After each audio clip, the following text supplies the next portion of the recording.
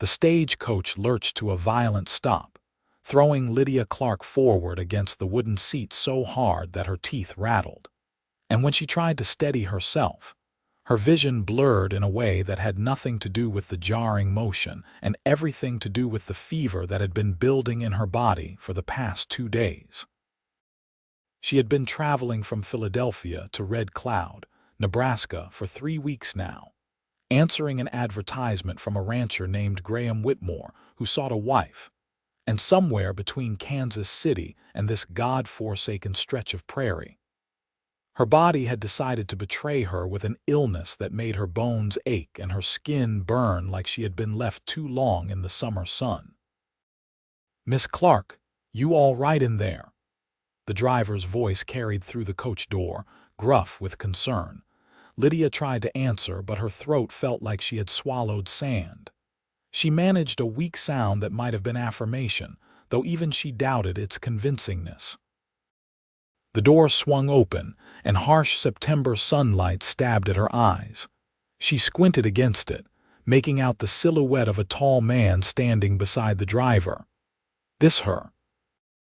The tall man's voice was different from the driver's, deeper and steadier, with the kind of calm that came from facing down storms and wolves, and whatever else the Nebraska plains threw at a person. "Yes, sir, Mr. Whitmore. This is Miss Lydia Clarke from Philadelphia. Graham Whitmore, her intended husband." Through her fever haze, Lydia tried to sit up straighter to make herself presentable, to be the capable woman she had promised in her letters. Instead, the world tilted sideways, and she felt herself falling. Strong arms caught her before she hit the coach floor. The tall man had moved with surprising speed, and now Lydia found herself pressed against a chest that smelled of leather and sage and honest work. She tried to focus on his face, but her eyes refused to cooperate, giving her only impressions. A strong jaw, eyes that might have been gray or blue, concern etched in lines around his mouth. "She is burning up," Graham said, and Lydia felt one of his large hands press against her forehead. "How long has she been like this?" "Started acting poorly about 2 days back," the driver said. "Kept saying she was fine, that she did not want to delay the journey. Stubborn thing, refused to let us stop in the last town." "Stubborn or desperate," Graham muttered. And Lydia wanted to argue that she was neither, that she simply understood a deal was a deal, and Graham Whitmore had paid good money for her passage, and she would not waste his investment by malingering in some way station. But the words would not come, and darkness was creeping in at the edges of her vision. "Get Dr. Harrison," Graham said to someone, his voice seeming to come from very far away now. "And tell Maria I need her at the house immediately." Lydia felt herself being lifted, cradled against that broad chest as though she weighed nothing. She should protest. A proper lady did not allow herself to be carried by a man she had not married, had not even properly met. But propriety seemed a distant concern when her body felt like it might shake apart from the chills that had started racking through her despite the heat of her fever. The journey to wherever T. Graham was taking her passed in fragments. She was aware of movement, of the creak of boot steps on wooden stairs, of a door opening and the sudden coolness of shade. Then she was being lowered onto something soft, softer than anything she had felt in weeks of travel, and gentle hands were removing her traveling boots. "Easy now," Graham's voice said, close to her ear. "You are safe. I have got you." Lydia wanted to tell him that she did not need anyone to have her, that she had made it all the way from Philadelphia by herself, that she was strong and capable, and everything a frontier wife should be. Instead, a small, pathetic sound escaped her lips, and she felt tears leak from the corners of her eyes. "None of that," Graham said, and something soft and cool touched her forehead. A cloth, dampened with water that felt like heaven against her burning skin. "You just rest now. We will get you well." The darkness pulled her under then, and Lydia surrendered to it, time became strange. Lydia would surface occasionally into something like consciousness, aware of hands tending to her, of cool cloths being placed on her forehead and neck, of a woman's voice speaking Spanish in low, soothing tones. Once she woke to find herself being lifted while someone changed the sweat-soaked sheets beneath her, and through her delirium, she recognized Graham's arms supporting her, his voice murmuring reassurances she could not quite make out. "The fever is not breaking," a different voice said, male and older, weighted with concern. "I have seen this before. Sometimes they turn the corner in a few days, sometimes they do not turn it at all. She will turn it." Graham's voice was firm, brooking no argument. "She has come too far to give up now." "You do not even know her," the other man said, gentle but pressing. "If she does not make it, Graham, you cannot blame yourself. Sometimes these things just happen." "I know she had the courage to travel halfway across the country to marry a stranger," Graham replied. "That speaks to strength of character. She will fight this." Lydia wanted to tell him he was right, that she would fight, but the darkness pulled her back under before she could form words. Later, how much later she could not say, she woke to find late afternoon light slanting through a window she did not recognize. Her body felt weak, wrung out like washing, but the terrible heat had diminished to something more manageable. She turned her head carefully and found Graham Whitmore sitting in a chair beside the bed, his large frame folded awkwardly into furniture that seemed too delicate for him. His head was bowed, his eyes closed, and for a moment she thought he was praying. Then she heard the soft, steady rhythm of his breathing and realized he was asleep. This was the first clear look she had gotten of the man she had agreed to marry.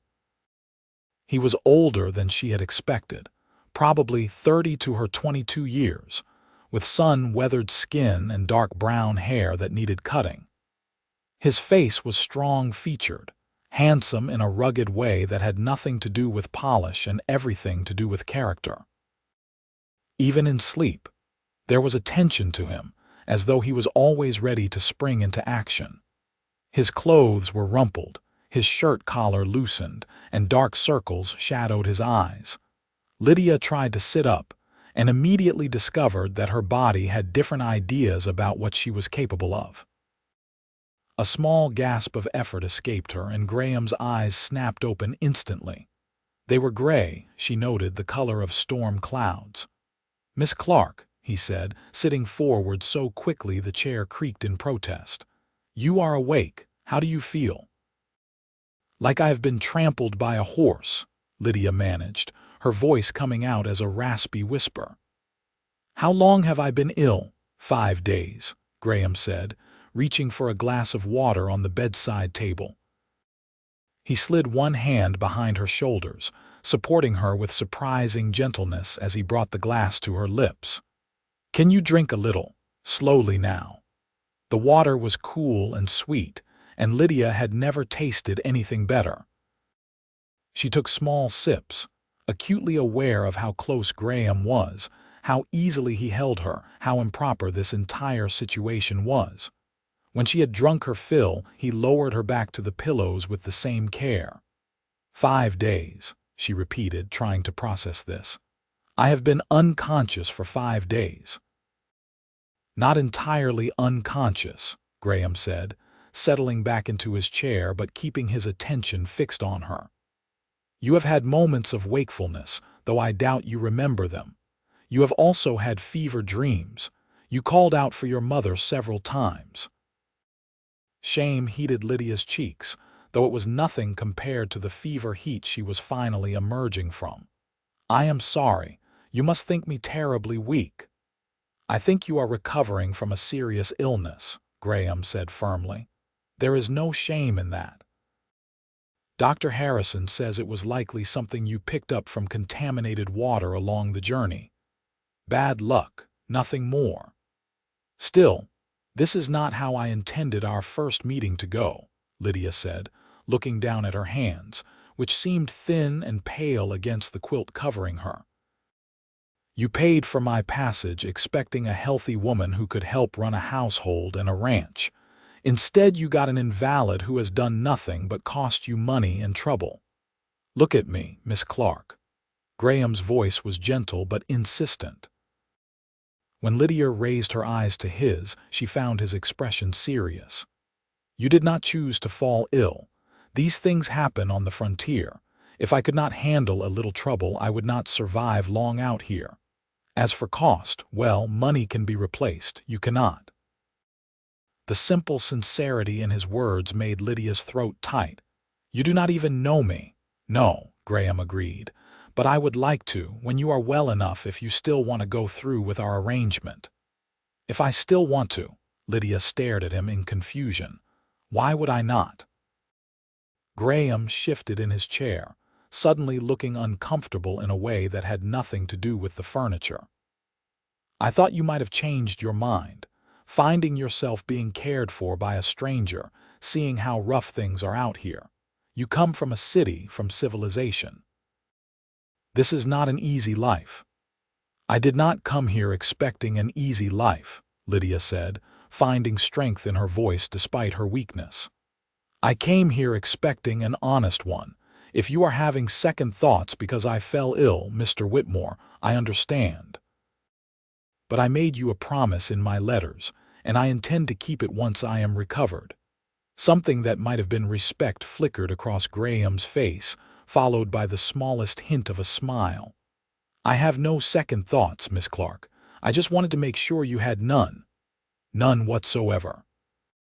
The smile grew a fraction. "Then we understand each other. Now, are you hungry? Maria has been making broth daily in hopes you would wake with an appetite."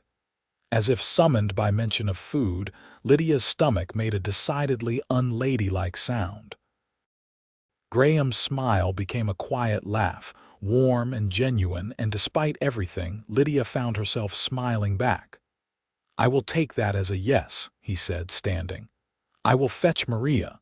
She is the one who has been tending to you most of the time. Good woman, wife of my foreman Carlos. She will be relieved to see you awake and talking." "Mr. Whitmore," Lydia called as he reached the door. He turned back, eyebrows raised in question. "Thank you, for taking care of me, for not sending me back to Philadelphia." "The thought never crossed my mind," Graham said quietly. "Welcome to Nebraska, Miss Clarke. We can start over properly once you are on your feet." He left, and Lydia lay back against the pillows, feeling oddly settled despite the strangeness of her situation. She had come west to marry a stranger, and illness had derailed every plan she had made. Yet somehow, watching Graham Whitmore sit vigil at her bedside, seeing the care in his storm-gray eyes, she felt that perhaps fate had done her a favor. Many mail-order brides arrived to find their promised husbands were drunkards or brutes or men who saw a wife as nothing more than unpaid labor.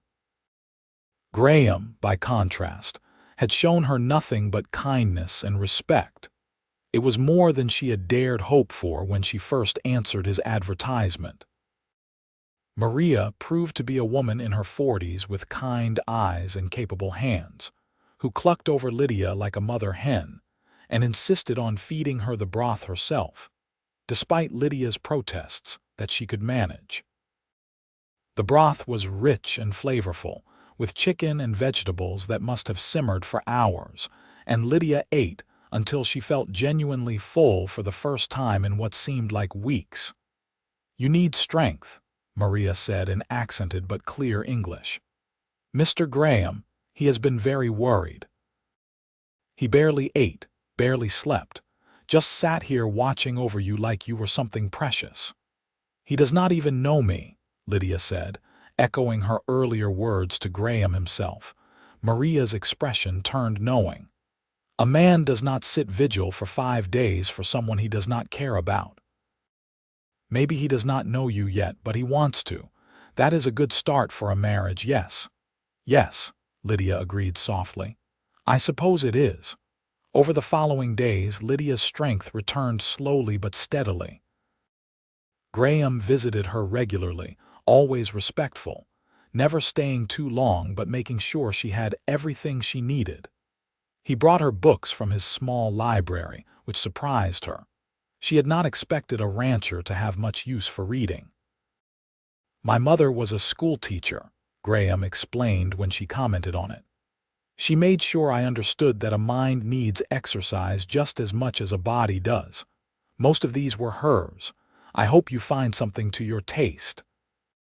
Lydia discovered volumes of poetry, Shakespeare's plays, several novels by Dickens, and a well-worn copy of Whitman's Leaves of Grass. She ran her fingers over the spines reverently. "These are treasures.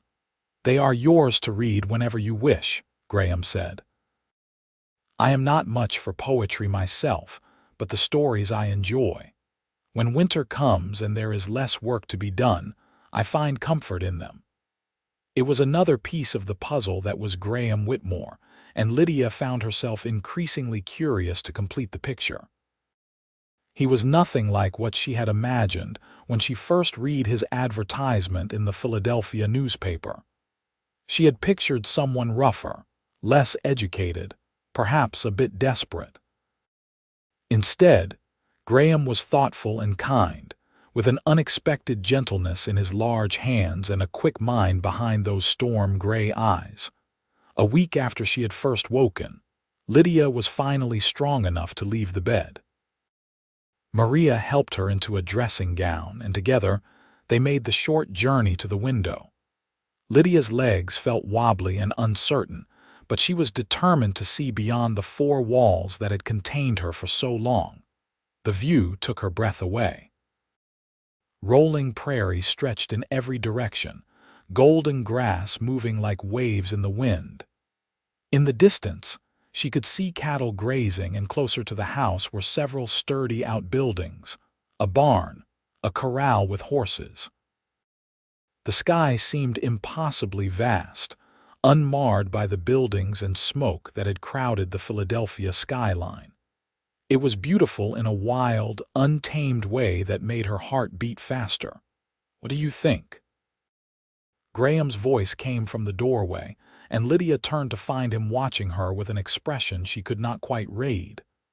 "It is magnificent," she said honestly. "I have never seen so much sky."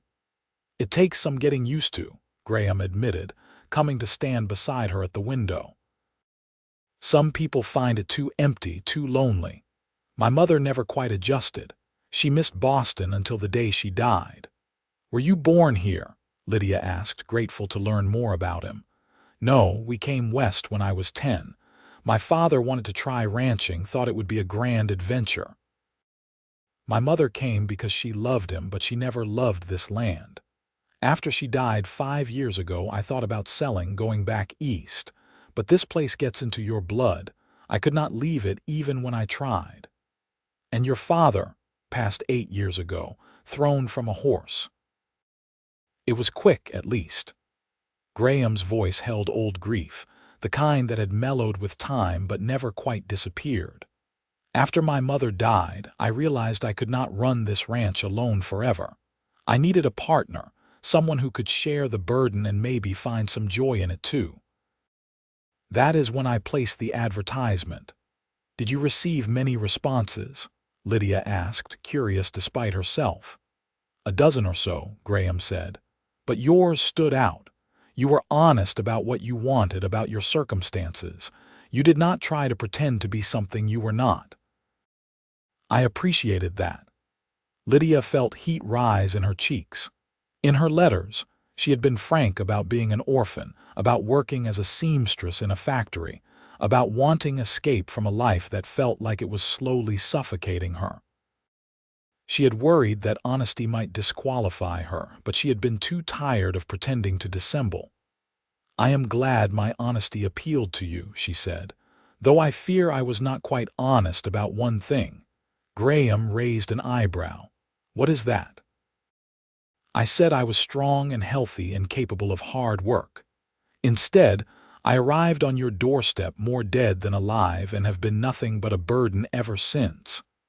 "You were strong and healthy when you wrote those letters," Graham pointed out. Illness can strike anyone, and you have not been a burden. If anything, tending to you gave me something to focus on besides work. I found I liked having someone to care for." The admission was quiet, almost shy, and it struck Lydia that perhaps Graham Whitmore was more lonely than he let on. She understood loneliness. It had been her constant companion in Philadelphia, surrounded by people yet connected to none of them. "Well," she said, trying to lighten the mood, "once I am fully recovered, I promise to earn my keep. I am an excellent seamstress, a decent cook, and I learn quickly. You will not regret bringing me here." "I already do not regret it," Graham said, meeting her eyes. "Even if you had never woken up, I would not have regretted trying to save you. Some things are worth the effort regardless of outcome." The intensity in his gaze made Lydia's breath catch. This was not the practical affection she had expected from their arrangement. This felt like something deeper, something that had been forged in those 5 days when he had sat beside her bed, waiting to see if she would live or die. "I should let you rest," Graham said, stepping back as though suddenly aware of how close they were standing. "Maria says you are not to overexert yourself." "I feel much stronger," Lydia assured him. "Perhaps tomorrow I could come downstairs. I would like to see the rest of the house." "If you feel up to it, I would like that," Graham said. "This is your home now, Lydia. You should know it." It was the first time he had used her given name, and she found she liked the way it sounded in his deep voice. "Then perhaps you should call me Lydia, and I will call you Graham. We are to be married, after all. We should dispense with formality." "Lydia it is," Graham agreed, a small smile playing at his lips. "Rest well. I will see you in the morning." After he left, Maria helped Lydia back to bed, and as she settled against the pillows, Lydia found herself thinking about the man who would soon be her husband. He was not what she had expected, but he was far better than she had dared hope. There was a gentleness in him, a capacity for care that spoke well of his character. She had come west expecting a transaction, a practical arrangement that would provide her security in exchange for labor. Instead, she was beginning to suspect she might find something far more valuable. She might find a true partner, someone who saw her as more than just a set of hands to help with chores. Graham had looked at her like she mattered, like her life had value beyond what she could provide him. It was a new feeling, being seen that way. Lydia thought she could grow to like it very much indeed. The next morning, with Maria's help, Lydia dressed in one of her simple calico dresses and made her way carefully down the stairs. Her legs still felt weak, but determination carried her forward. The house was larger than she had expected, well built with solid wood floors and plastered walls. It was clearly a house built to last, not the rough cabin she had half imagined. Graham met her at the bottom of the stairs, offering his arm for support. "Welcome to the main floor.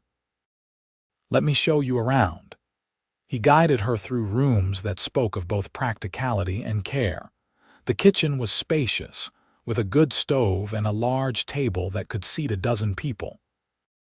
The parlor was simply furnished but comfortable, with a stone fireplace and windows that let in streams of morning light. There was an office lined with books and papers, and a dining room that Graham admitted he rarely used. "I usually eat in the kitchen," he said, sounding almost apologetic. "The dining room feels too formal for one person." "It will not be just one person anymore," Lydia pointed out. "No," Graham agreed, and the smile he gave her was warm. "No, it will not." They settled in the parlor, where Graham had arranged for coffee and fresh bread with butter. Lydia sat carefully in one of the chairs, grateful to rest after the exertion of the tour. She was acutely aware that this was the most time they had spent in conversation since her arrival, and suddenly she felt nervous. What did one say to a man who had seen you at your absolute worst and still wanted to marry you? "Tell me about the ranch," she said finally, settling on a safe topic. How long have you been running it? About 3 years on my own, but I grew up working it with my father, Graham said, settling into the chair across from her. We have about 500 head of cattle, give or take. It is not the largest operation, but it is profitable. We drive the cattle to market in Omaha twice a year. I also have a good breeding program going for horses, which brings in steady income. You manage it all yourself. I have Carlos, my foreman, and about 6 hands who work for me year-round. We take on extra help during branding and drives. Carlos has been with me since my father's time. He is trustworthy and knows the work better than anyone. Maria mentioned him. They seem like good people. The best, Graham agreed. They have been asking about you, wanting to know when you will be well enough for introductions. I told them not to rush you. I would like to meet them, Lydia said. If I am to be mistress of this house, I should know the people who work here. Something flickered in Graham's expression, a mixture of relief and something else she could not quite name. You have been thinking about staying then, truly staying. Did you think I would not? I thought you might want time to consider it, Graham said carefully. You have been ill, and you still have not seen the worst of what life here entails. Winter on the plains can be brutal. The isolation can be hard on people not used to it. Work is constant, and comforts are fewer than what you knew in Philadelphia. I wanted to make sure you understood what you were agreeing to. Lydia set down her coffee cup and met his eyes directly. Graham, I am not a fragile flower who will wilt at the first sign of difficulty. Yes, I fell ill on the journey, but that was bad luck, not weakness. I grew up in an orphanage where we rose before dawn and worked past dusk. I spent 5 years in a factory where the air was thick with lint and the hours were 14 long. I have known cold and hunger and loneliness. What I have not known is purpose, or the feeling that my life might mean something beyond mere survival. You are offering me that. Do you truly think I would walk away because the winters are hard? Graham stared at her for a long moment, and then, to her surprise, he laughed. It was a good sound, genuine and full of warmth. No, I suppose you would not. Forgive me for underestimating you. Forgiven, Lydia said, finding herself smiling. Though I would appreciate it if you would tell me about what to expect. I want to be prepared, not coddled. And so Graham told her. He spoke about winter storms that could last for days, about temperatures that could drop so low that exposed skin would freeze in minutes. He talked about the work of running a ranch, the constant vigilance needed to protect the herd from predators and weather and disease. He was honest about the isolation, about how the nearest town, Red Cloud, was a 2-hour ride and in bad weather could be unreachable for weeks. But he also spoke of the beauty of spring, when the prairie bloomed with wildflowers and new calves kicked up their heels in pure joy. He described summer evenings when the sky turned colors she could not even imagine, and autumn days so clear and crisp they made your chest ache with their perfection. He talked about the satisfaction of building something lasting, of working with the land rather than against it. Lydia listened, drinking in every word, trying to picture the life he was describing.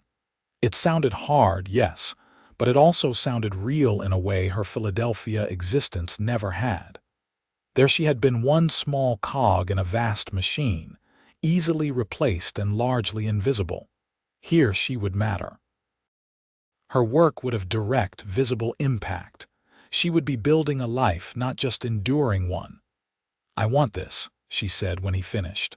I want to be part of what you are building here. I want to help make it grow. Then let us make it official, Graham said, leaning forward with sudden intensity. I had thought to wait until you were fully recovered to give you more time to know me before we took vows. But Lydia, these past days, caring for you, talking with you now, I find I do not want to wait. If you are willing, we could marry this week. The reverend in red cloud could perform the ceremony. Lydia's heart began to beat faster. "This week, are you certain?" "I have never been more certain of anything," Graham said. "Unless you need more time, I do not want to rush you." She thought about it for perhaps 10 seconds before she made her decision. She had already committed to this path when she left Philadelphia.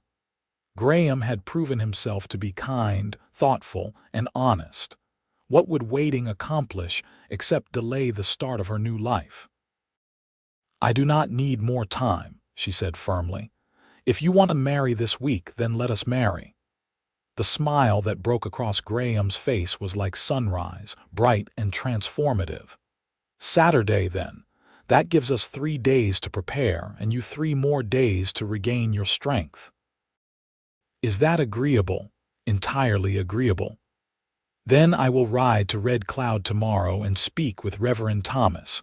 We will keep it simple, just the ceremony and perhaps a small meal after. Unless you want something more elaborate." "Simple sounds perfect," Lydia assured him. She had no family to invite, no friends to celebrate with. A quiet ceremony felt right for the beginning they were making. Graham stood, and Lydia realized his hands were shaking slightly. He was nervous, she realized. This man who faced down the challenges of the frontier was nervous about marrying her. The thought was oddly endearing. "I should let you rest," he said. "You are still recovering and I have kept you talking too long." "I enjoyed it," Lydia said honestly. "It is the most normal I have felt since arriving." "Then we will talk more," Graham promised. "Every day if you like. I want us to know each other, Lydia. A marriage is more than just a legal arrangement. I want us to be partners in truth." "So do I," Lydia said softly. Graham nodded, then somewhat awkwardly took his leave. Lydia watched him go, feeling a flutter of something in her chest that might have been nerves or might have been anticipation. In 3 days, she would marry this man. In 3 days, her new life would truly begin. Maria appeared shortly after to help her back upstairs, and as Lydia climbed the steps, she reflected on how strange fate could be. She had come west expecting a business arrangement. Instead, she was beginning to suspect she might have found something far more precious.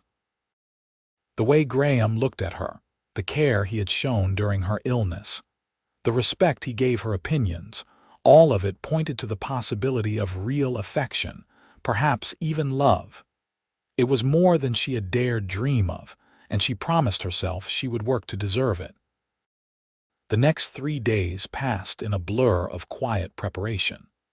Graham rode to Red Cloud and returned with news that Reverend Thomas would be happy to perform the ceremony on Saturday afternoon. Maria took Lydia's measurements and mysteriously disappeared into town herself, returning with fabric for a new dress, insisting that Lydia could not be married in her worn traveling clothes. "It is too much," Lydia protested, but Maria waved her objections away. "Mr. Graham gave me the money himself. He wants you to have something nice.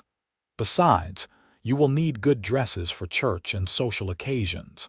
Consider it an investment." The fabric was a beautiful dove gray, finer than anything Lydia had owned in years. As she worked on cutting and sewing it with Maria's help, she found herself feeling something she had not felt in a very long time. Hope. Real, tangible hope for the future. Graham continued his daily visits, and their conversations ranged far and wide. He told her about growing up on the ranch, about the differences between Nebraska and the Boston of his early childhood. She told him about the orphanage, about the friends she had made and lost, about her dreams of something more than factory work. "Did you have other suitors in Philadelphia?" Graham asked one evening as they sat in the parlor after dinner. "A few," Lydia admitted, "but none that I took seriously. Most men saw me as a convenience, not a person. They wanted a woman to cook and clean and bear children, but they had no interest in what I thought or felt or wanted." When I would try to talk to them about books or ideas, their eyes would glaze over. I realized I would rather be alone than spend my life with someone who found me boring. "I could never find you boring," Graham said with conviction. "You are one of the most interesting people I have ever met." "You barely know me," Lydia pointed out, though she could not help but smile. "Then I look forward to learning more," Graham replied. "I suspect I could spend a lifetime doing so and never run out of new discoveries." The sincerity in his voice made Lydia's breath catch. This was not the language of a business arrangement. This was courtship, real and genuine, and it made her feel things she had convinced herself she would never experience. On Friday evening, the night before the wedding, Graham asked if she would like to see the sunset from the ridge behind the house. Lydia agreed, and he helped her into a light shawl before leading her outside. It was the first time she had left the house since her arrival, and the evening air felt glorious on her face, fresh and clean and smelling of grass and distant rain. They walked slowly, Graham adjusting his pace to match hers, until they reached the top of a gentle rise. From there, Lydia could see the full expanse of the ranch spread out below them, and beyond it, miles and miles of prairie stretching to the horizon. The sun was beginning to set, painting the sky in shades of orange and pink and deep purple that seemed too vivid to be real. "Oh," Lydia breathed, unable to form any more articulate response. "I come up here sometimes when I need to think," Graham said quietly. "It helps put things in perspective. No matter how large my problems seem, the sky is always larger." They stood in silence for a while, watching the colors shift and change as the sun sank lower. Finally, Graham spoke again. "Lydia, I want you to know that tomorrow, when we marry, I am not expecting anything from you beyond what you are ready to give. I know this has all happened fast, that we have barely had time to know each other. I do not want you to feel pressured or obligated." Lydia turned to look at him, puzzled. "What do you mean?" Graham's ears had turned slightly red. "I mean that while you will be my wife-in-law, I understand if you need time before we are truly married in all ways. I have prepared a separate bedroom for you. There is no rush. I want you to feel safe and comfortable." The consideration behind his words touched Lydia deeply. She had known men who would not have been so thoughtful, who would have viewed a wife as property to be used as they wished. Graham's respect for her autonomy was yet another sign of his character. "Thank you," she said softly. "That means more than you know. But Graham, I want you to understand something too. I did not come all this way to have a marriage in name only. Yes, we are still getting to know each other, but I trust you.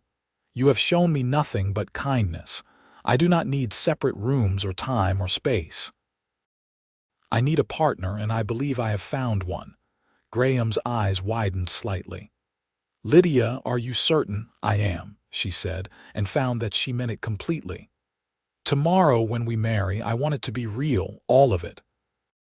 I want to build a life with you, Graham Whitmore, and that starts with being truly your wife." For a moment, Graham simply stared at her. Then, slowly, carefully, he reached out and took her hand. His palm was calloused from work, his grip strong but gentle. "I will do everything in my power to make you happy," he said, his voice rough with emotion. "I swear it." "And I will do the same for you," Lydia promised. They stood there on the ridge, hands clasped, as the sun sank below the horizon and the first stars began to appear in the darkening sky. Lydia felt a peace settle over her, a sense of rightness she had never experienced before. Tomorrow she would marry this man. Tomorrow her new life would truly begin. She could hardly wait. The wedding day dawned clear and bright, with a crispness to the air that hinted at the autumn to come. Maria woke Lydia early, insisting she needed time to prepare properly. She filled a tub with hot water and made Lydia soak while she bustled about laying out the new dress and arranging Lydia's hair supplies. "You are nervous?" Maria asked as she helped Lydia dress. "A little," Lydia admitted. "But it is a good nervousness, like standing at the edge of something wonderful." "Mr. Graham, he is a good man," Maria said, her hands deft as she did up the buttons on the back of the dress. "My Carlos, he says in all the years he has worked here, he has never seen Mr. Graham smile as much as he has this past week. You make him happy." "He makes me happy too," Lydia said, and realized it was true. Despite the strangeness of their beginning, despite barely knowing each other, Graham made her feel valued and seen in a way no one else ever had. When Maria finished, Lydia looked at herself in the small mirror. The gray dress fit perfectly, bringing out the blue of her eyes and complementing her dark blonde hair, which Maria had arranged in a simple but elegant style. She looked like a bride, Lydia thought with wonder. She looked happy. Graham was waiting for her at the bottom of the stairs, dressed in a dark suit that made him look both handsome and slightly uncomfortable. When he saw her, his expression transformed into something close to awe. "Lydia, you are beautiful," he said, his voice carrying absolute sincerity. "Thank you," she said, feeling her cheeks heat. "You look very handsome yourself." He offered his arm, and together they walked out to the wagon he had prepared. Carlos and Maria would ride with them to Red Cloud, serving as witnesses to the ceremony. The journey took just over 2 hours, during which Graham kept up a steady stream of conversation, pointing out landmarks and telling stories about the area. Lydia suspected he was talking to calm his own nerves as much as to inform her, and she found it endearing. Red Cloud proved to be a small but bustling town, with a main street lined with businesses and houses spreading out beyond. Graham drove them straight to the white-painted church at the edge of town, where Reverend Thomas was waiting on the steps. "Mr. Whitmore, Miss Clarke," the Reverend greeted them warmly. He was an older man with kind eyes and a gentle manner. "Are we ready to proceed?" "We are," Graham said, helping Lydia down from the wagon. The ceremony itself was simple and brief. They stood before the Reverend in the small church, with Carlos and Maria as witnesses, and spoke the traditional vows. When Graham slipped the ring onto her finger, a simple gold band that had belonged to his mother, Lydia felt tears prick at her eyes. This was real. She was truly becoming someone's wife, someone's partner. "I now pronounce you man and wife," Reverend Thomas said with a smile. "Mr. Whitmore, you may kiss your bride." Graham leaned in slowly, giving Lydia time to pull away if she wished, but she did not wish to. She tilted her face up to his, and their lips met in a gentle, sweet kiss that promised beginning rather than consummation. When they pulled apart, both were smiling. "Congratulations, Mrs. Whitmore," Graham said softly. "Thank you, Mr. Whitmore," Lydia replied, feeling a thrill at her new name. They signed the register, making it official in the eyes of the law, and then Graham surprised her by suggesting they stay in town for lunch at the hotel restaurant. "I want to show you off," he admitted with a grin that made him look years younger. "And I want you to meet some of the townspeople. They will be your neighbors, such as neighbors are out here."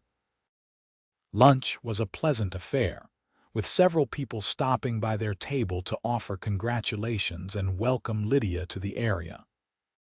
She met the hotel owner, the general store proprietor, the doctor who had treated her during her illness, and various ranchers and business people who seemed genuinely pleased to meet Graham's new wife.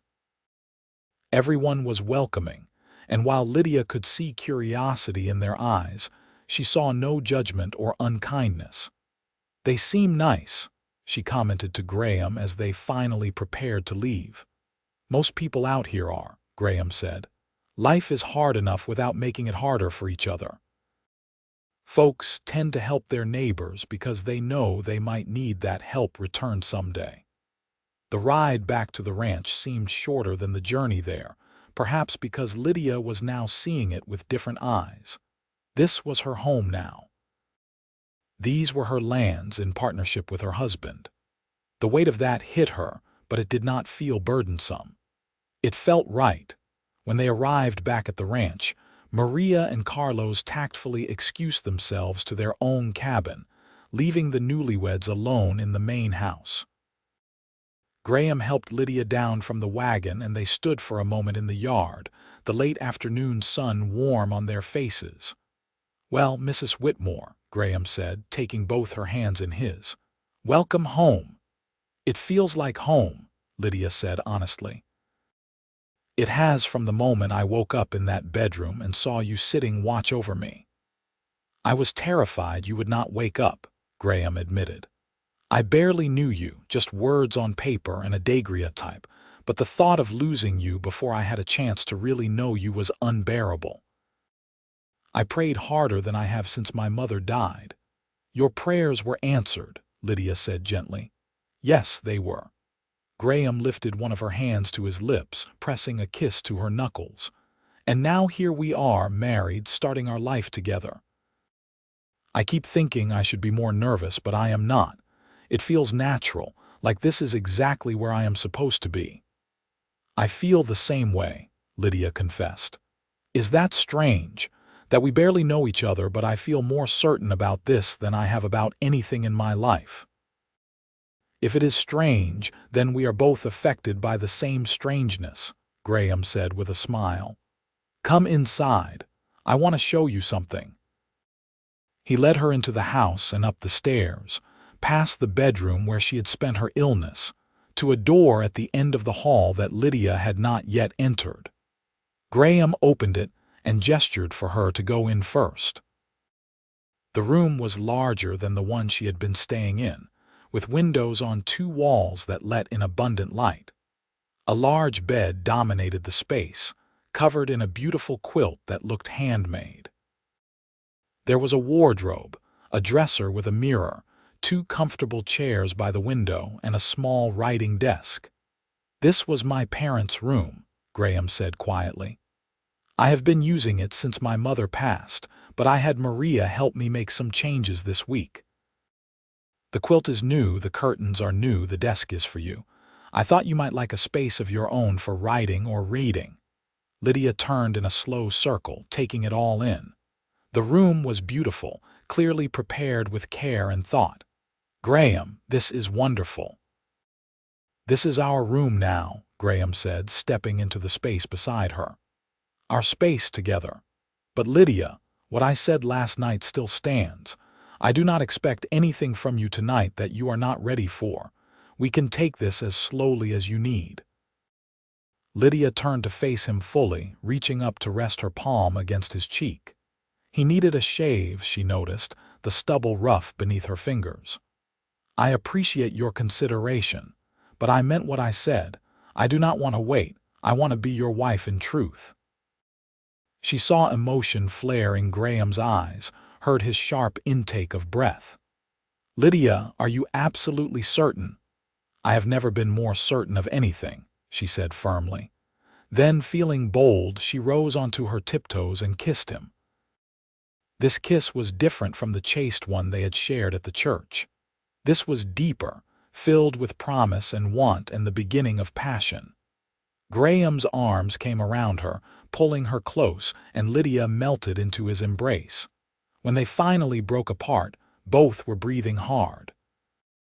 "I should warn you," Graham said, his voice rough. "I do not have much experience with this. I want to make this good for you, but I might not know what I am doing." "I have no experience at all," Lydia admitted with a nervous laugh. "I suppose we will learn together." "Together," Graham repeated, making it sound like a vow. "I like that." What followed was tender and awkward and absolutely perfect. They undressed each other slowly, Graham's hands shaking slightly as he helped with the buttons and laces of her dress, Lydia fumbling with his shirt collar. There were moments of uncertainty. gentle guidance, whispered reassurances. But through it all was a genuine affection and desire to please each other that transformed what could have been merely perfunctory into something meaningful. Afterward, they lay tangled together in the growing darkness, the quilt pulled up around them. Graham's arm was around Lydia's shoulders, and she rested her head on his chest, listening to the steady beat of his heart. "Are you all right?" Graham asked softly, his hand stroking her hair. "More than all right," Lydia assured him. "I am happy." "So am I," Graham said, and she could hear the smile in his voice. "Happier than I ever thought I would be. When I placed that advertisement, I was hoping for a competent partner. Instead, I got you. Is that a good thing?" Lydia asked teasingly. "The very best thing," Graham said with conviction. He shifted slightly so he could look down at her. "I know it is early to say this, but Lydia, I think I am falling in love with you." Lydia's breath caught. Those were words she had never expected to hear, certainly not so soon. But looking up into Graham's earnest face, seeing the vulnerability and hope in his expression, she knew he meant them. "I think I am falling in love with you too," she whispered. "Is that foolish? We barely know each other." "If it is foolish, then we are both fools," Graham said. "But I do not think it is. I think sometimes people just fit together, and trying to deny it or delay it serves no purpose. You fit with me, Lydia. I knew it when I read your letters, and I know it even more now." "You fit with me too," Lydia said, snuggling closer. "When I answered your advertisement, I was hoping for security and a fresh start. I never dreamed I might find love." "We will have all of it," Graham promised. "Security, a fresh start, and love. We will build a good life together, Lydia." "I swear it." "I believe you," Lydia said, and she did. For the first time in her life, she believed that good things could happen to her, that happiness was not just for other people. She had found a partner, a home, and the beginnings of real love. It was more than she had ever dared dream. They fell asleep eventually, wrapped in each other's arms, and when Lydia woke in the morning to find Graham still beside her, his sleeping face peaceful and open, she felt her heart swell with affection. This was her husband. This was her home. This was her life now. She could not wait to see what came next. The following weeks fell into a rhythm that felt both new and comfortable. Lydia recovered her full strength and threw herself into learning the routines of the ranch. Maria taught her the specifics of cooking on a wood stove and managing a household in a climate she was unfamiliar with. She learned to make bread and preserve vegetables, to render lard and make soap, all the skills a frontier wife needed. But Graham made sure she had time for more than just work. Every evening, no matter how busy the day had been, they had dinner together and spent time talking. He told her about the cattle business, about his hopes to expand the horse breeding program, about his ideas for improving the ranch. She shared her observations about the household, offered suggestions for efficiency, and gradually began to feel like a true partner in the enterprise. Carlos proved to be a man of few words but great competence, and Lydia quickly understood why Graham relied on him so heavily. Maria became a friend as well as a teacher, and Lydia found herself grateful for the older woman's wisdom and kindness. The ranch hands were respectful and welcoming, though clearly curious about the new missus. Lydia made a point of learning all their names and something about each of them. There was young Tommy, barely 18, who was saving money to start his own homestead. Old Pete, who had been cowboying for 40 years and had stories that could last all night. The three Miller brothers, who worked as a unit and could do the work of 6 men when needed. And Samuel, a former slave who had come west after the war seeking freedom and opportunity, and who had the gentlest hand with horses Graham had ever seen. One evening about a month after the wedding, Graham came in from a long day of work to find Lydia had prepared his favorite meal, pot roast with potatoes and carrots, and baked a dried apple pie for dessert. He looked at the spread with undisguised pleasure. "What is the occasion?" he asked as he washed up. "Do I need an occasion to cook a good meal for my husband?" Lydia asked with a smile. "No, but you usually have one anyway," Graham replied, seeing through her. "What is it?" Lydia felt nervous butterflies in her stomach. "I wanted to tell you something, and I thought a nice dinner might be a good setting." Graham's expression immediately shifted to concern. "Is something wrong? Are you feeling ill again?" "No, nothing is wrong," Lydia said quickly. "Quite the opposite, actually. Graham, I am with child." The silence that followed stretched for several heartbeats. Graham stared at her, his expression unreadable.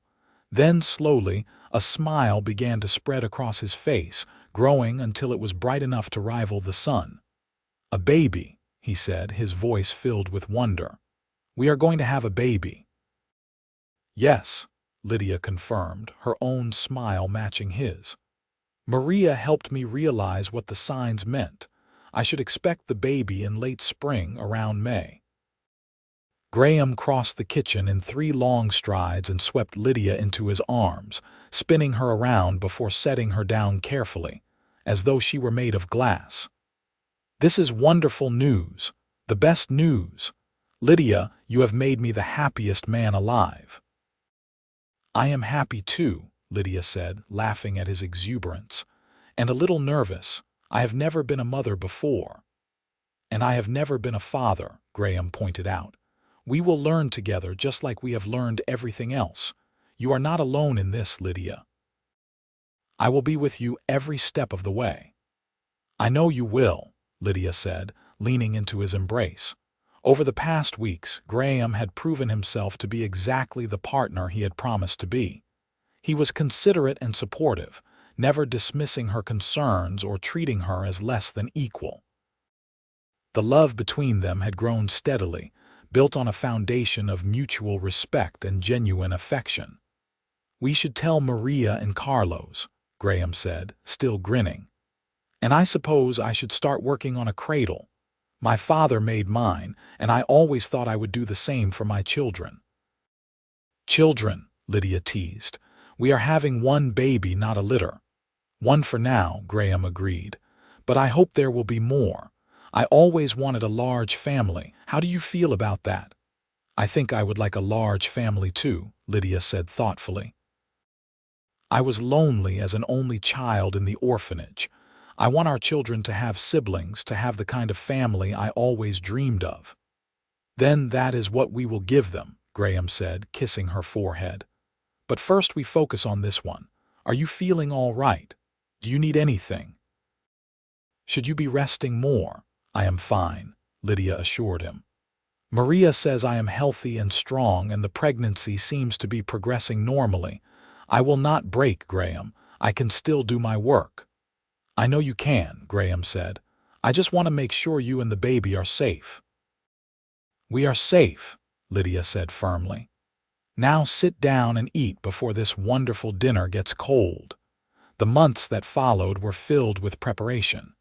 Graham did indeed build a cradle, a beautiful piece of furniture made from oak that he carved with surprising skill.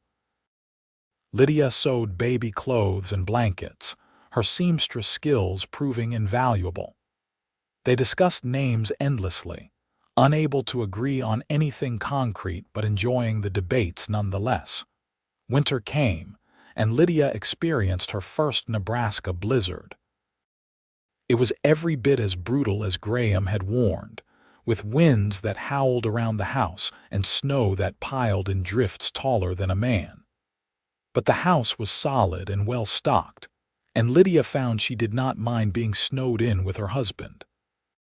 They spent long evenings reading together by the fire, talking about their hopes for the future, making plans for the ranch and their growing family. Graham proved to be attentive to her changing condition, always making sure she was comfortable and had what she needed. When her back ached from the growing weight of the baby, he would rub it without complaint. When she had odd cravings in the middle of the night, he would venture down to the kitchen to fetch whatever she wanted. When she felt ungainly and unattractive in her expanding state, he would tell her she was beautiful and kiss her until she believed him.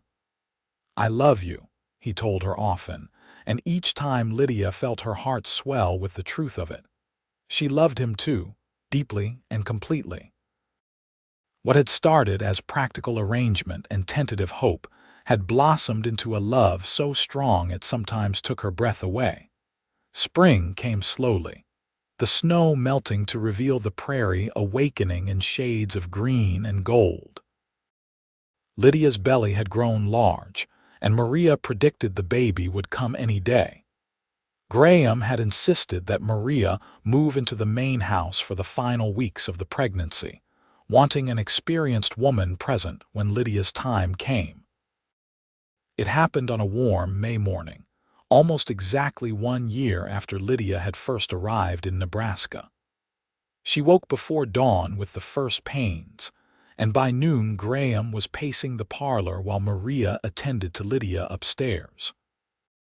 Carlos had been sent to fetch the doctor, though whether he would arrive in time was anyone's guess. The labor was long and difficult, lasting well into the night. Graham could hear Lydia's cries from downstairs, and it took all his willpower not to burst into the room. Maria had been firm that this was women's work and he would only be in the way, but every sound of pain from his wife tore at his heart. Finally, as the stars were beginning to fade with approaching dawn, a new sound filled the house. A baby's cry, strong and healthy. Graham was up the stairs before he consciously decided to move, bursting into the bedroom to find Maria cleaning a small, red-faced infant while Lydia lay exhausted but smiling in the bed. "You have a son, Mr. Graham," Maria said with a warm smile, bringing the bundled baby over to him. Graham took his son with shaking hands, staring down at the tiny face in wonder. The baby had stopped crying and was looking up at him with dark, unfocused eyes. He was perfect from his tiny fingers to his wispy dark hair. Graham felt his throat tighten with emotion. "He is beautiful," he managed to say. "He looks like you," Lydia said weakly from the bed, and Graham immediately went to her side, carefully sitting on the edge of the mattress so she could see their son. "How are you?" he asked, searching her face for signs of distress. "Tired," Lydia admitted. "But happy, so very happy. Look what we made, Graham." "I see him," Graham said, his voice rough with unshed tears. "Lydia, thank you. Thank you for him, for coming west, for marrying me, for everything. I love you so much." "I love you too," Lydia whispered, reaching up to touch his face. "More than I ever thought possible. When I got sick on that journey here, when I thought I might die before ever meeting you, I was so angry. And now look at us. We have a son, Graham. We have a family." "We do," Graham agreed, pressing a gentle kiss to her forehead. "We have everything." They named him James, after Graham's father, with Lydia's surname of Clarke as his middle name. James Clark Whitmore, their first-born son. He was a healthy, active baby who seemed to grow more every day. Graham proved to be a devoted father, taking time from his work to help care for the baby, changing diapers without complaint and walking the floor with James when he was fussy. Lydia recovered well from the birth, and by summer she was back to full strength, managing the household and caring for James with help from Maria. She had never been happier. The life she had found in Nebraska was everything she had hoped for and more. She had a husband who loved her, a beautiful son, a home that felt truly hers, and a sense of purpose she had never known in Philadelphia. One evening in late summer, they sat on the porch together, watching the sunset while James slept in his cradle nearby. Graham had his arm around Lydia's shoulders and she leaned into him contentedly. "Do you ever regret it?" Graham asked quietly. "Leaving everything you knew to come here?" "Never," Lydia said without hesitation. "My old life was not living, it was just surviving." Here I have a real life, a real family. I have you. How could I regret that? I am glad, Graham said, pressing a kiss to her temple, because I cannot imagine my life without you now. When I think about how close I came to losing you before we ever really met when you were so sick, it terrifies me. But you did not lose me, Lydia pointed out. You saved me. You sat by my bedside and refused to let me go. That is when I started falling in love with you, I think. When I would wake in my fever and find you there, watching over me like I mattered. You did matter, Graham said firmly. You do matter. You are the most important thing in my life, you and James. I would do anything for you both. I know you would, Lydia said. That is why I love you so much. They sat in comfortable silence for a while, watching the colors paint the sky. Lydia thought about the long journey that had brought her here, the fear and uncertainty she had felt leaving Philadelphia, the illness that had nearly killed her. All of it had been worth it to find this moment, this peace, this love. Graham, she said suddenly, an idea occurring to her. Yes, I think I might be with child again. Graham pulled back to look at her, his eyes wide. Are you certain? Not certain, Lydia admitted. But I have the same signs I had with James. I wanted to tell you my suspicions. A slow smile spread across Graham's face. Another baby. Lydia, that is wonderful. Are you happy about it? Very happy, Lydia confirmed.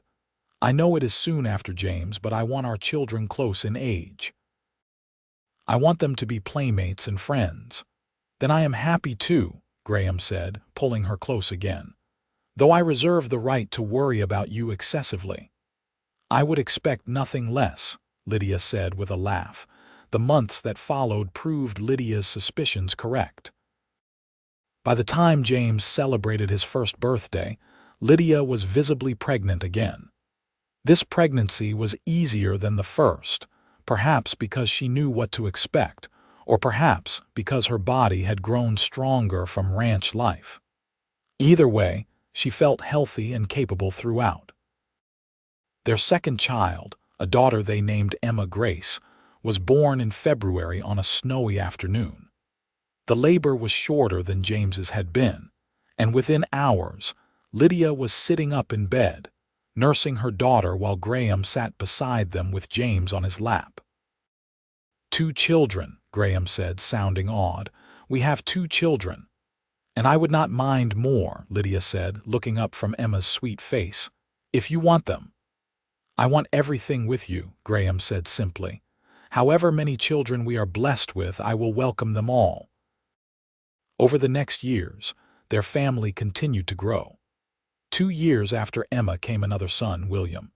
Then 2 years after that, twin girls, Sarah and Elizabeth.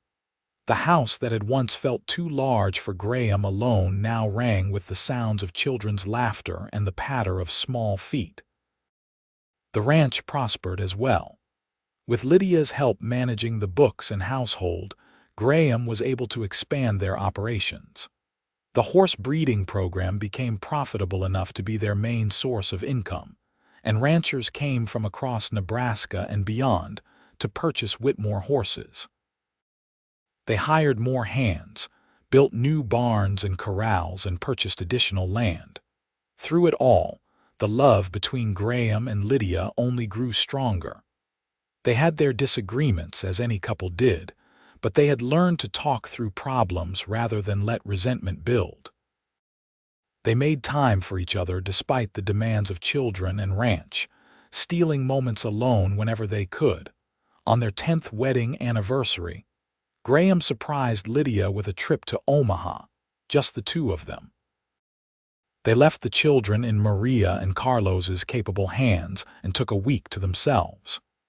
It was the first time they had been truly alone since the early days of their marriage, and it felt like a second honeymoon.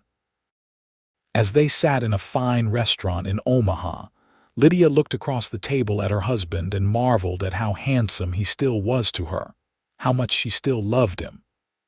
A few silver threads had appeared in his dark hair, and lines had deepened around his eyes, but to her, he was as attractive as ever. "What are you thinking about?" Graham asked, noticing her stare. "I am thinking about how lucky I am," Lydia said honestly. "How different my life could have been if I had not answered your advertisement." "I am the lucky one," Graham countered. "You took a chance on a stranger, traveled across the country, nearly died before we even met, and still decided to stay and marry me. That takes courage." "Or desperation," Lydia said with a self-deprecating laugh. "No," Graham said firmly, reaching across the table to take her hand. "Courage. You were brave enough to want more from life than what you had. You were brave enough to risk the unknown for the possibility of something better, and you made my life immeasurably better in the process. I was existing before you came, Lydia. You taught me how to truly live."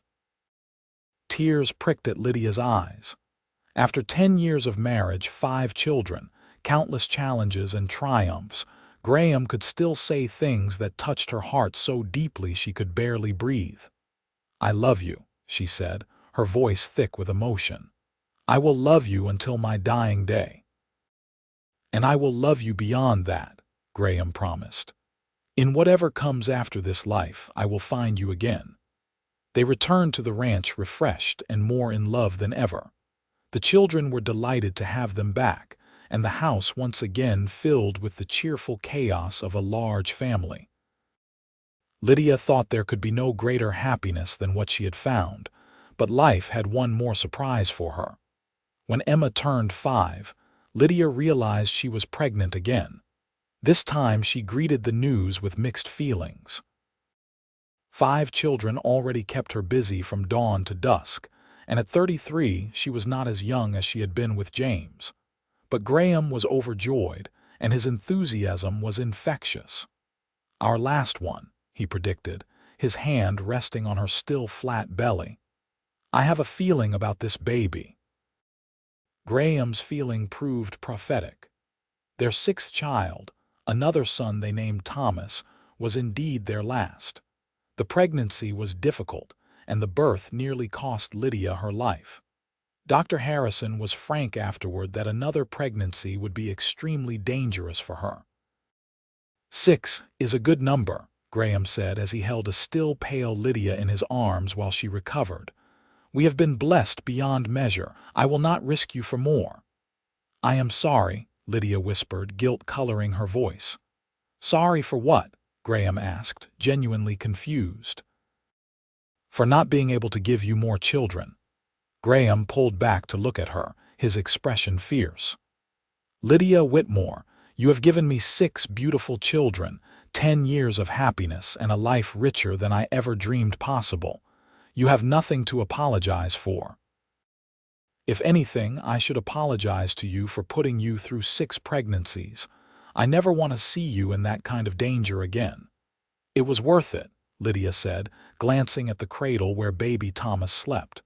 "Every moment of pain was worth it for our children." "Perhaps," Graham allowed. "But our family is complete now. We have more than enough blessings to count."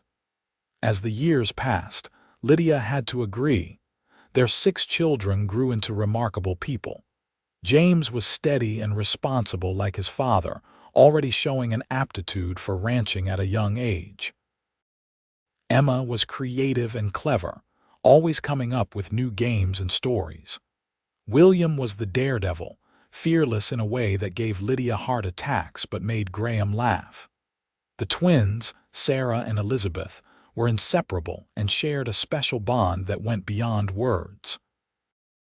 And little Thomas, the baby, was sweet-natured and gentle, beloved by all his siblings. The ranch continued to thrive, becoming one of the most successful in the region. Graham's horses were in high demand, and they had expanded into cattle as well, running several thousand head across land they now owned outright. They had built additions onto the house to accommodate their growing family, added a proper schoolroom where Lydia taught the children their lessons, and created a home that was warm and welcoming. Carlos and Maria had become like family, their own children growing up alongside the Whitmore kids. The ranch hands came and went over the years, but several became permanent fixtures, building their own small houses on Whitmore land and forming a community that felt more like an extended family than a business. Red Cloud had grown too, and the Whitmores were respected members of the community. Lydia had helped establish a lending library and organized quilting bees and social gatherings that brought people together. Graham served on the town council and was known for his fair dealing and generous spirit.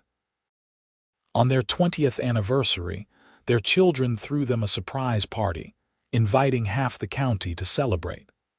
Lydia stood in her crowded parlor, surrounded by friends and family, and felt overwhelmed with gratitude. This was the life she had built, so different from anything she could have imagined in her Philadelphia factory days. Graham found her during a quiet moment and pulled her aside to the relative privacy of his office.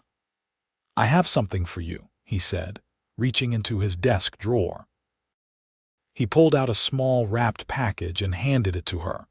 Lydia unwrapped it carefully to find a beautiful leather-bound journal. "I thought you might like to write down your story," Graham said. "For the children and grandchildren to come, how you came west, how we met, all of it. You have lived a remarkable life, Lydia. It deserves to be remembered." Lydia opened the journal, running her fingers over the blank pages. "What should I start with?" "The truth," Graham said simply. "Start with getting sick on that journey. Start with how I fell in love with you before we ever spoke our vows. Start with the moment our lives truly began." And so, in the years that followed, Lydia did exactly that. She wrote down her story, from her orphanage childhood to her factory days to the moment she answered an advertisement from a Nebraska rancher seeking a wife.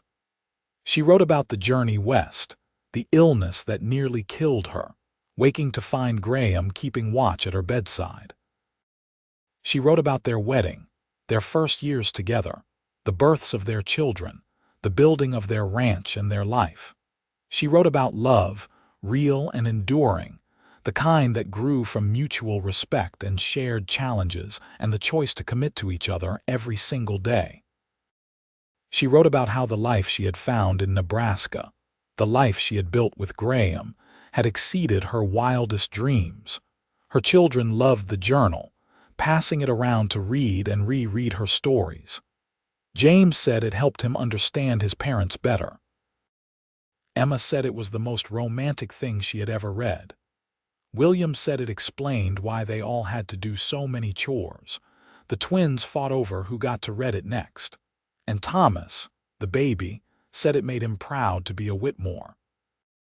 The years continued to pass, marked by weddings and grandchildren, by good harvests and hard winters, by all the moments that make up a full and happy life. Lydia and Graham grew old together, their hair turning silver, their faces lining with age and laughter. But their love never dimmed. If anything, it grew stronger, refined by time and tested by challenges, until it was as enduring as the prairie itself.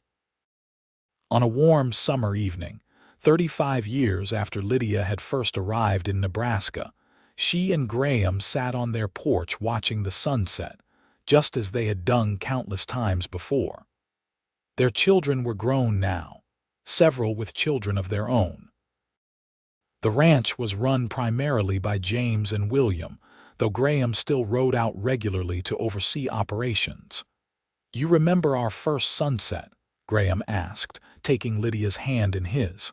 "The night before our wedding." "I remember every moment of that time," Lydia said. "I remember being so nervous, so uncertain. I remember you promising to make me happy." "Did I?" Graham asked. "Make you happy, I mean." Lydia turned to look at her husband, this man who had saved her life, married her, loved her faithfully for 35 years, given her 6 children and a life beyond her wildest imaginings. "Every single day," she said firmly. "You made me happy every single day, Graham Whitmore. I could not have asked for a better husband, a better partner, a better life." "Nor I," Graham said, raising her hand to his lips. "You were the best thing that ever happened to me, Lydia." Getting sick on that journey was the best stroke of luck either of us ever had, because it gave me the chance to care for you, to know you before propriety and formality got in the way. I fell in love with your strength first, watching you fight that illness.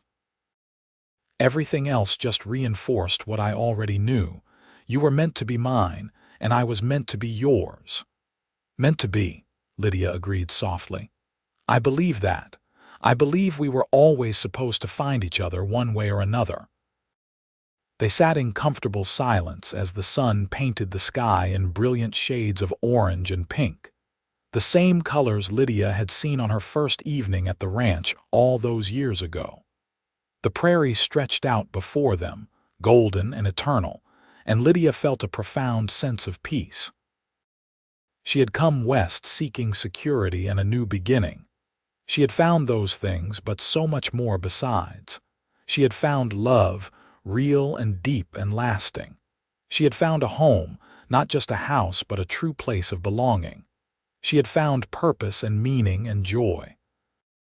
Most importantly, she had found Graham. The mail-order bride who had arrived sick and desperate had become a wife, a mother, a grandmother, a pillar of her community. She had built a life of value and meaning, and she had done it all beside the man who had cared for her before they ever spoke vows, the man who had looked at a feverish stranger and seen someone worth saving. "I love you, Graham," she said, squeezing his hand. "I love you too, Lydia," he replied. "Always have, always will." As the stars began to appear in the darkening sky, they remained there together, hands clasped, hearts joined, two souls who had found each other against all odds and built something beautiful from that chance meeting. Their love story, born from illness and kindness, had grown into something extraordinary, a testament to the power of compassion, commitment, and choosing each other every day. It was not the beginning Lydia had expected when she left Philadelphia all those years ago. But it was the beginning she needed, the one that led to everything good in her life. And as she sat beside her husband watching the Nebraska sky turn to night, she knew she would not change a single moment of the journey that had brought her here. This was home. This was love. This was life as it was meant to be lived.